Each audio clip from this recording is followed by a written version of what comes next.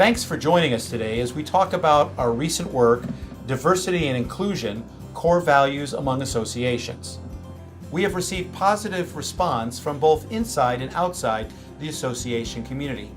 Thanks to all of you who've provided ideas, best practices, and insights on this important topic. For the next few minutes, you'll hear a conversation between the two authors of the report, how it can be leveraged for associations, what associations are doing with respect to diversity and inclusion, and ways you can obtain a copy of the report to use in your own organization. So let's begin.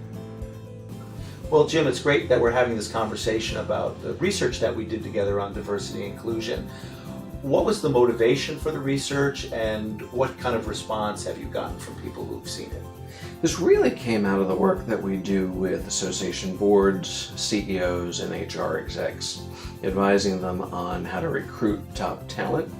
And the conversation always turns towards how do we ensure a truly inclusive approach, and how do we create and develop a truly diverse and inclusive team here in our organizations. What was the greatest insight as a result of the survey being published? What we're hearing is everyone is pleased that they now have a tool that they can use to foster the conversation. Some had already been having those conversations, some were looking for a way to start them. This report has given them the opportunity to do that at the board level with their senior staff and with the team throughout the organization. So where are there areas that associations could use the research to better their diversity and inclusion initiatives? Throughout the organization, it should be a part of strategic planning conversations for the organization and its direction, the annual work plan, certainly looking at how to recruit and retain staff for the organization. You know, one thing I noticed was the onboarding. Only 21% said that they thought of using diversity and inclusion in the onboarding process, and that's always a great place to start with new board members, new team members, new vendors, so people get kind of the expectation of where the organization wants to go with respect to diversity and inclusion. So Jim, the topic of finding diverse candidates in the recruitment process came up in the survey. You know, you're a CEO of a very successful executive search firm company. What insights would you offer based upon the research and then your own experience in this business?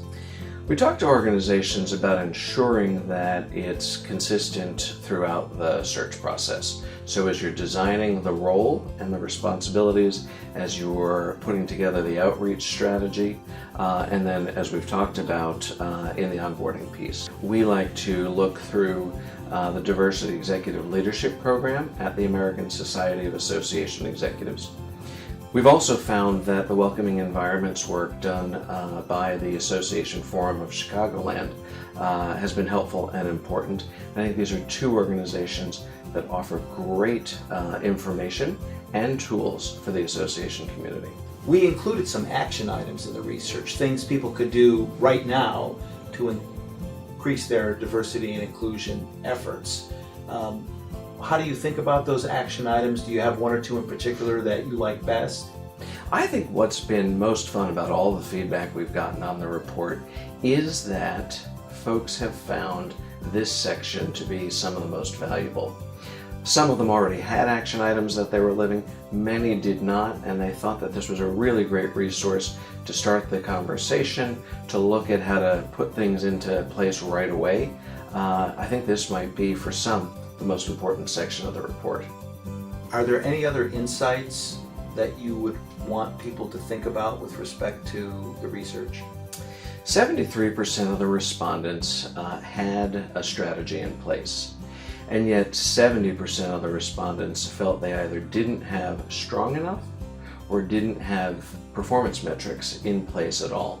I think that's going to be an area where organizations will find this extremely helpful, moving from that strategy to now putting performance metrics in place. Jim, how do you envision this research being used by associations? What should they do with it? I think the most important thing is that this is out in the public domain. I think the more it can be used to foster conversations, the better.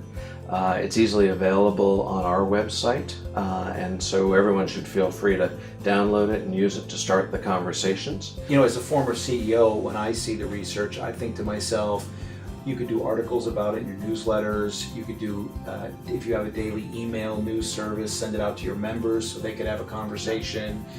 You could have staff meetings and use it as a focal point for conversation, not particularly anyone taking a position, but just saying, hey, how do we react to this information? Providing it to your board of directors, particularly when they're thinking about new board members or senior leaders in the organization, so they always have kind of at the forefront this idea of we need to be diverse and inclusive because it makes us better. So I think there's plenty of ways to use it, and most importantly, as you said, it's free. I mean, all people have to do is download it. We're going to have at the end of this video a link that people can go to and get the report because we want people to use it. Absolutely. The more it's out there, the better for all of us. Well, great. Well, thanks, Jim. This has been terrific. I've enjoyed it. Thank you.